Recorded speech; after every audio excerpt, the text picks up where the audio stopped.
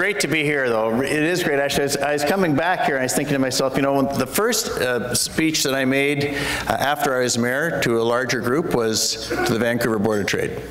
The first speech I made when I was premier to a larger group was to the Vancouver Board of Trade. And the first speech I'm making as Canada's High Commissioner to the United Kingdom and Northern Ireland is the Vancouver Board of Trade. I've got this special thing going here, so. It was very nice of Wendy to ask me here, and it's great to be back here on the traditional territories of the Coast Salish First Nation. It's great to be back here with the Minister of Heritage, the Minister responsible for British Columbia, James Moore, who's been such a strong advocate for Canada and for the Olympics in London. And it's really great to be here because I missed something when I was away, when I left. I left in September and I missed this one thing that I was sort of hoping that we could get. I thought, you know, we're going to invest this hundreds of millions of dollars in the stadium. Surely we could win a Grey Cup. And I can tell you when I left, wasn't looking too good. Wally'd stopped returning my calls. It was very difficult, but I am really pleased to be here at the home of the 2011 Grey Cup champion BC Lions. Now, Alex has pointed out a lot of the things that are going on. This is going to be an incredible year in the United Kingdom. And it is an incredible experience to go to the United Kingdom and kind of, in lots of ways, for me at least, to rediscover it.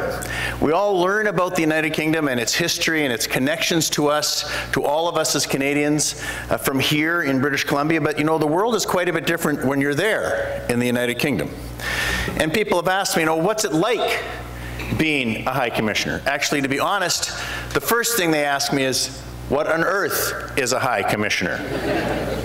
And, you know, the simplest way to tell them is you say to them, well, it's actually like an ambassador. It's just like an ambassador. You say, yeah, but that's an ambassador, but what do you do, really? Well, let me just put it in some context for you. So you go there, and I pointed out that, you know, High Commissioners are just like ambassadors. And someone there said, no, no, no, no, no. They're much more important than ambassadors. I said, well, how do you mean they're more important? He says, well, when you go to present your credentials to Her Majesty, an ambassador gets taken to Buckingham Palace in a beautiful carriage drawn by 2 horses. But a High Commissioner, he or she gets taken to Buckingham Palace in a beautiful carriage drawn by 4 horses. 4. I thought to myself, well, that's a little bit all right, 4 horses. And they said to me, well, you're a realm High Commissioner, a term I hadn't heard before. Her Majesty is our sovereign. The first thing I noticed when I went to London is these wonderful, hospitable British people have pictures of our Queen everywhere. And anyway, you're a realm High Commissioner. You not only don't get 4 horses, you don't even get a carriage. Well, I was a little disappointed in that, but I was even more disappointed when I discovered that I'm probably the first High Commissioner ever to go to his audience with Her Majesty in a Ford station wagon. It sort of builds you up. So, you know, and it's a completely different world too, because this diplomatic world is quite interesting. It's sort of built out of the 19th century, and you know, there's a thing called agrément. You have to get agrément from the country that you're going to before you're allowed to go. So they were waiting for me to get the agrément, and I finally got it. And I got a call from the Order in Council office in Ottawa. And they said, well, Mr. Campbell, is there anything special you would like on your Order in Council? I said to the woman who called me, I said, I'm not quite sure what you mean by special. She said, well, do you have, for example, what's your name? I said, it's Gordon Campbell. She said, well, do you have more than 2 names? I said, yes, Gordon Muir Campbell. She said, what would you like in your Order in Council? I said, I don't care what's on my Order in Council. And then I said, oh, there's one thing I'd really like. And this woman she's very professional. She said, yes, Mr. Campbell, what would you really like? And I said, I'd really like it if you could put explicitly in my Order in Council as a requirement that it was necessary for my wife Nancy to call me Your Excellency from the moment she stepped foot on the United Kingdom soil. this woman, poor woman, is sitting there thinking, oh my, I've got a live one. What am I going to do with this? Fortunately, I was in the kitchen at my summer place, and Nancy yelled out something along the lines of, there is no way that's ever going to happen. Sort of, she was shrieking it. I think she may have had a knife in her hand at the time, but she could at least, the person in Ottawa at least heard that and thought, oh, okay, this is fine. I said, yes, that was a joke. That was just a joke. It'll be fine. So if you discover those things, so all of you, I appreciate the fact that you've called me Your Excellency, but I think we should just put that aside for a while, right? You can call me, this is one of the great things about not being elected anymore. You can call me Gord or Gordon or whatever, or don't call me the other names I was called when I was elected. Just Gord or Gordon, that'd be good. You know, the other thing is you go there, and I got there, and so the official residence is in Grosvenor Square. It's a very nice residence right across from the United States Embassy. It's a very significant neighborhood in London, the Mayfair neighborhood. And then I arrived, and they said, well, it's really nice to have a new High Commissioner. So they said, we're going to get you a brand new car. I thought, a new car? Well, wouldn't that be nice? What was the last car? It was a BMW. Well, that's fine. I don't care. I don't really, that's whatever you think is best. So I'm walking back to the High Commission residence one day, and there is a beautiful, rich Maserati sitting outside the front door. I walked in, I said, you guys, this is great, a Maserati. They said, no, that's not yours. That's for the Italian ambassador. He's next door. You're getting a Ford. So I apologize for that, Maury. You guys are going to have to go to work on that. Yeah, so. It just went to underline for me how deep the roots are we have between the United Kingdom and Canada. You know, we both have very important and significant relationships with the United States, but there's no really more lasting, more familiar relationship than we have with the United Kingdom. And it's really important, I think, as we go into this world that we're facing in the next 20 to 30 years just globally. When you think about it, the depth of our cultural connections are one of the things that is a huge economic benefit for both the United Kingdom and for Canada. And sometimes we've taken our connections with the United Kingdom for granted. And really, none of us can afford to take our assets for granted as we think of what we're going to do in the next 10 to 20 years. In fact, we have to, I think in this world, we have to build on our assets. One of the things we learned from the Olympics in 2012 is you take the things that you're good at and you build on those assets and you continue to encourage those, and you move forward, and it's incredible what you can accomplish when you do that. But if I said to you today, what country is #2 in Canadian exports? Someone shout out the #2 country in Canadian exports. The United Kingdom. That was good. It wasn't much of a shout, but it was good. The United Kingdom. And of course, the European Union, of which the United Kingdom is a member, is our second largest marketplace, our second largest trading partner. We often forget that. And I think it's important for us to remember it, not because it suggests we shouldn't be reaching across the Pacific in what is, I think, one of the most exciting economic initiatives that we can have. The Pacific Gateway, the Asia-Pacific Gateway is an incredibly beneficial economic relationship that we can build for Canada through British Columbia. But what it really does is it highlights for all of us, or I hope it highlights for all of us, that Canada at this time is in an exceptional place. You know, there's no country in the Western world that has as good a record economically as Canada, that is held in as high regard as Canada is. And I think, again, that's something that doesn't happen, every year. It won't necessarily be there 10 years from now, but it's there now. We're recognized for the financial prudence that we brought to the place. We're recognized. The World Economic Forum just recently said that our Canadian banks were the strongest financial institutions in the world. That's the 4th year in a row they've said that. The OECD and the IMF have said that our economy is again amongst the leaders of the industrialized world. Forbes has said that Canada is the best place on the planet to grow and create jobs. That's where you guys live.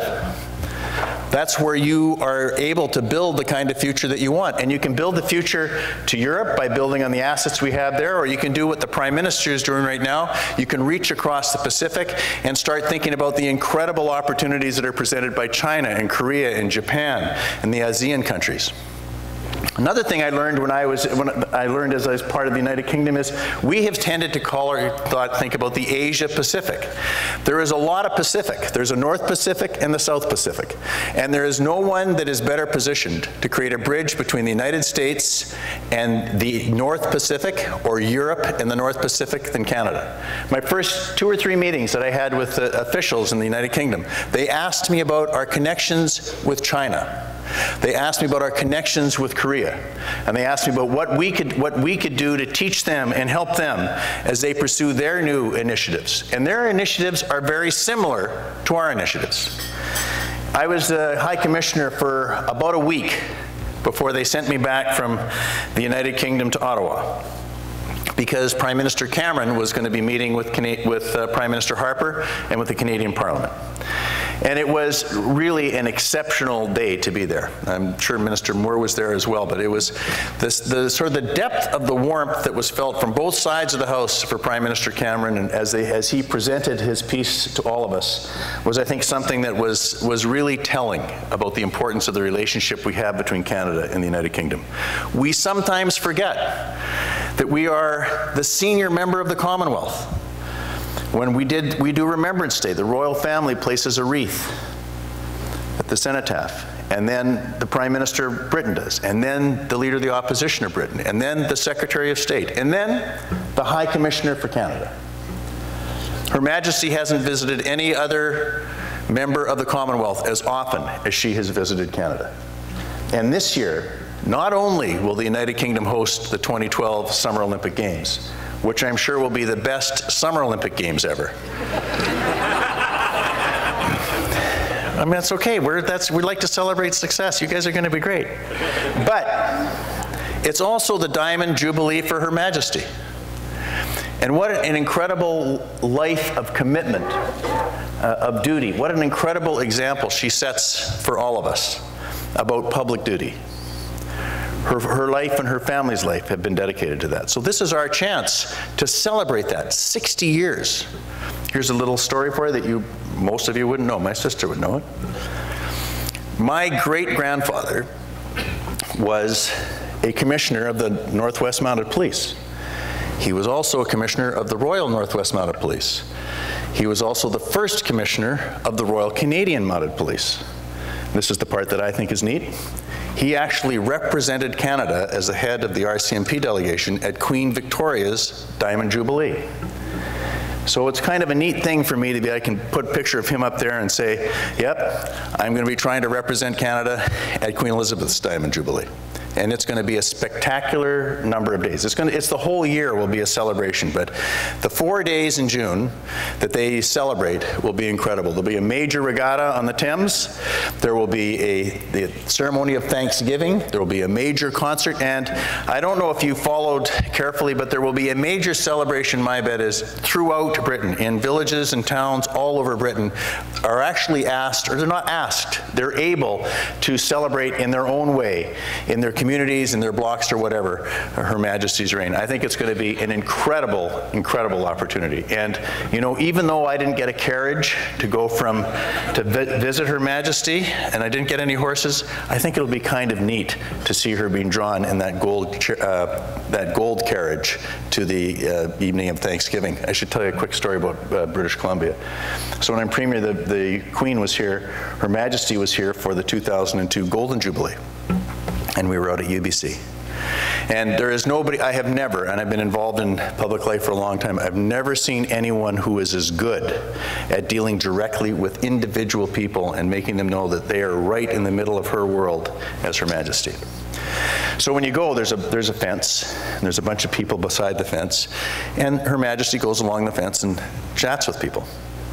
So we get to one of the fences, and an older woman, significantly older than me, no color in her hair at all, holds up her hands like this to Her Majesty, says, "Do you recognize this?" And Her Majesty looks and goes, "No, I don't recognize that."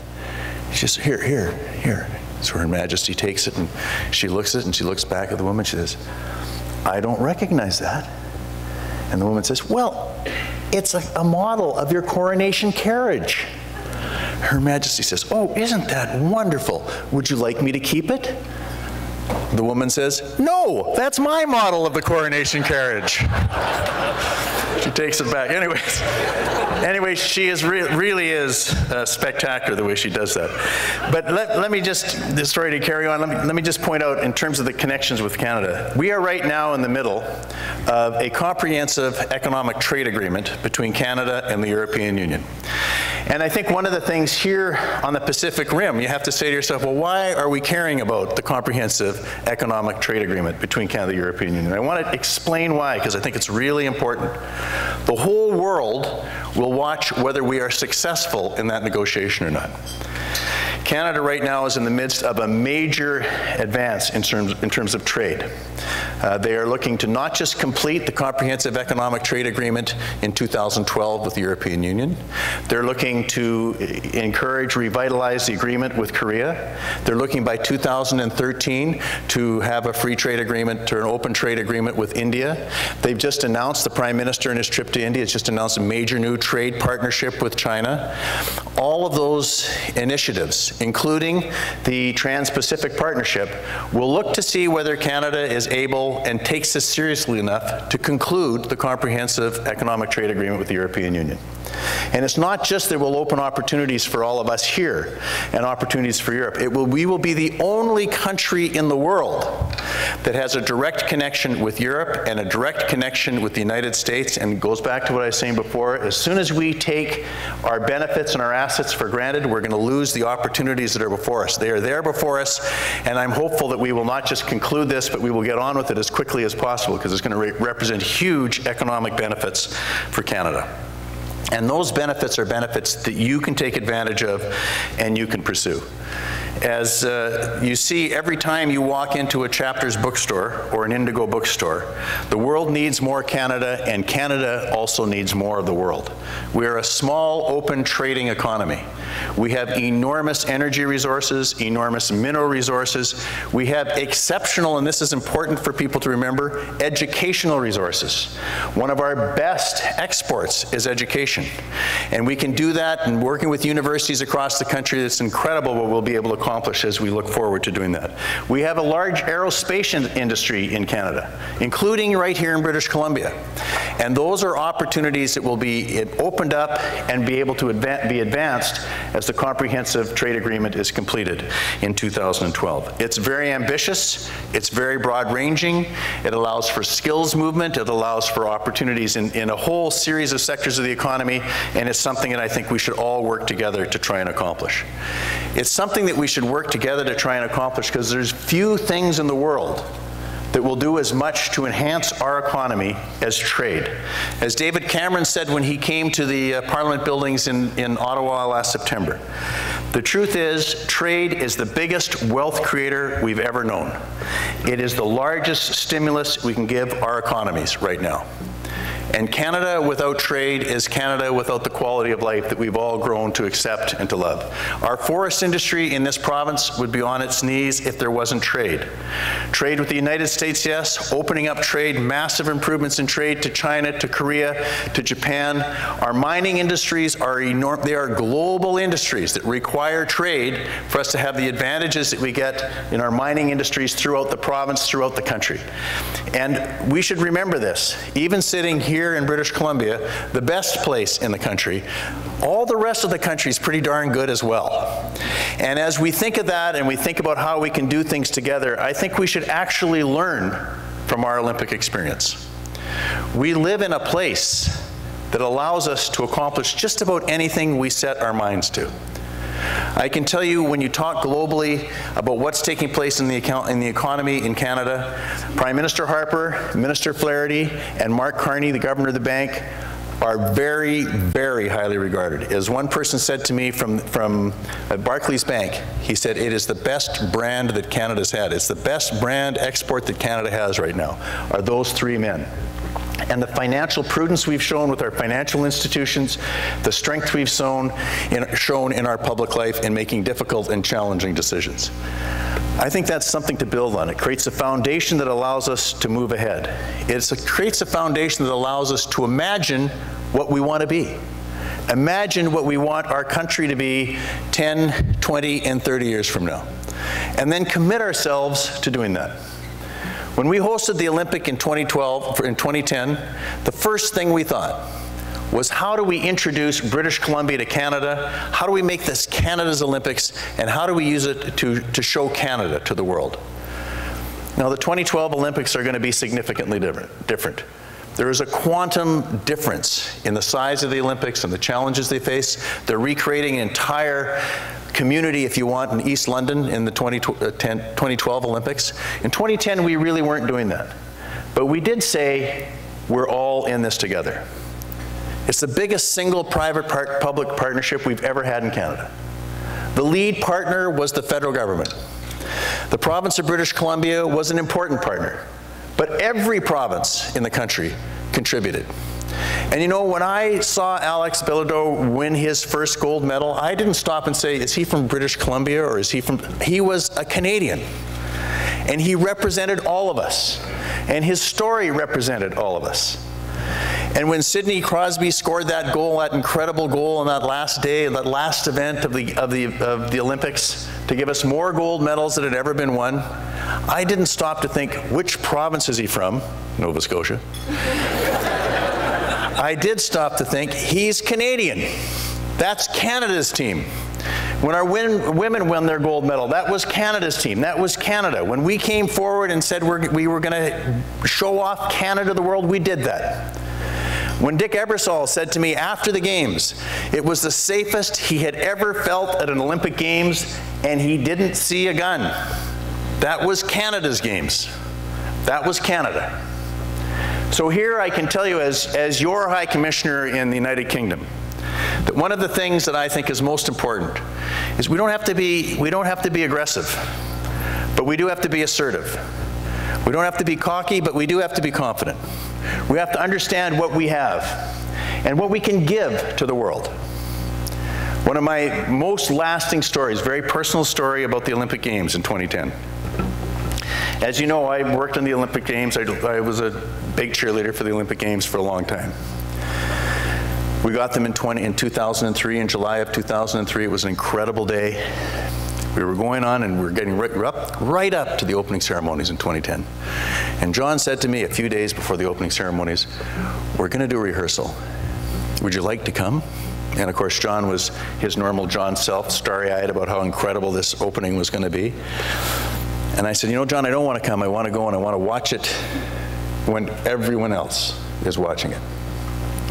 So it was pretty official, right? It was pretty clear at that time that there was going to be a Governor General, there was the head of the Olympics, Jacques Rogge, there was the Prime Minister was there, we had a reception at the Hotel Vancouver, and we all had this very organized transportation system to make sure that we got to the Olympics. It was fine. I think I was a red card. I was with Darlene. I knew I was going to be safe. I'm with Darlene Poole, who, you know, no problem whatsoever. I've got 4 host nation chiefs with me. This is going to be good. My bus is a good bus. I like this bus. I'm going to make it. So we were there, I think, at 3 o'clock. You might remember, you probably wouldn't, I do. It started at 7. We were there at 3 o'clock, and you did the normal standing around and, hi, how are you? When is this going to start? How much longer will this take? And we got to 3 o'clock, and then there were speeches around 4, and then there was 5 o'clock, and then I was looking at my ticket, and I was thinking it's 5 o'clock, and I'm just guessing that NBC isn't going to put off the opening of the Olympics because I'm not there. So I'm looking at my ticket, and finally they say, okay, red bus. I have no idea what time it was, but it was a lot later than 5 o'clock. So the red bus tickets go out, and we get on our bus, and I've lived in Vancouver a long time. I actually know the route from the Hotel Vancouver to BC Place Stadium. I'm pretty sure I knew how to get there. So I get on this bus and I'm feeling pretty excited. Actually, quite honestly, I'm feeling pretty darn excited about this. I'm sitting on the bus and I mean, there were some good things and bad things about the bus. I mean, it was great to have Darlene on the bus with me. Wasn't as keen on Dick Pound, but what can you do, you know? So anyways, you get on the bus and they start driving us north. Fine, north, I thought, this is interesting. I guess they're gonna turn right on Georgia Street. No, they turned left on Georgia Street. I'm thinking to myself now, you know, I'm slow, but I'm not that slow. I'm thinking, this is evasive action. There's something taking place that I don't know about. They're gonna get us there somehow or other, right? So they drive down Georgia Street, they turn right on Cordero. I'm thinking, this is good, they're going in the right direction. They turn right again. I'm thinking, okay, we're going to be fine. They get back to Burrard Street. It was great. And they turn south. So we're driving along Burrard Street south. And then we get all the way to Nelson. And we turn left. There's a little map of downtown Vancouver for those of you who don't know the city that well. We turn left. And now we're in what I would call a traffic jam. I'm thinking, well, this is going to be fine. We're going to get there okay, right? And then I realized that we were in a traffic jam. And now, by this time, my usually angelic smile is not nearly as angelic as it normally is, and I'm thinking, that's what I do when I'm really upset. So I say to the bus driver, stop this bus. Open this door. And I go out and I see the police officers, and they're trying to tell me I'm not going to go somewhere. I say, we're going. So we march out past the police. We walk, I think it was about a block and a half, Darlene, to the stadium. We walk in the door. We walk upstairs. We get to the ceremonial box, and of course, we've missed the opening of the Olympics. I was happy. I looked at John. John was happy. I looked at Darlene. She was elegantly happy. We went and we sat in our seats, and frankly, I'm livid. I'm thinking, I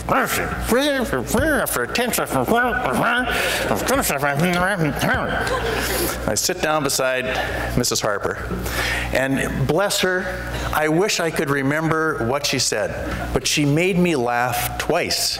Once was okay, I thought it was a fluke. The second time, she made me laugh. If we can think about what we can do for the other guys, if we can help them celebrate what they think should be their successes, we will reach higher. We will be stronger. We will build our economy. And we will remain an incredible place for all of us to live. The Prime Minister said the other day that he wants us to commit, to seize our future, to shape our future, and drive towards it without hesitancy. I think that's what truly Canada's opportunity is. When David Cameron spoke at our Parliament buildings, he said to us and reported an author who said, this could be Canada's century. I want to change that. This should be Canada's century. Let's make sure we make that happen for our kids and our grandkids. Thank you very much.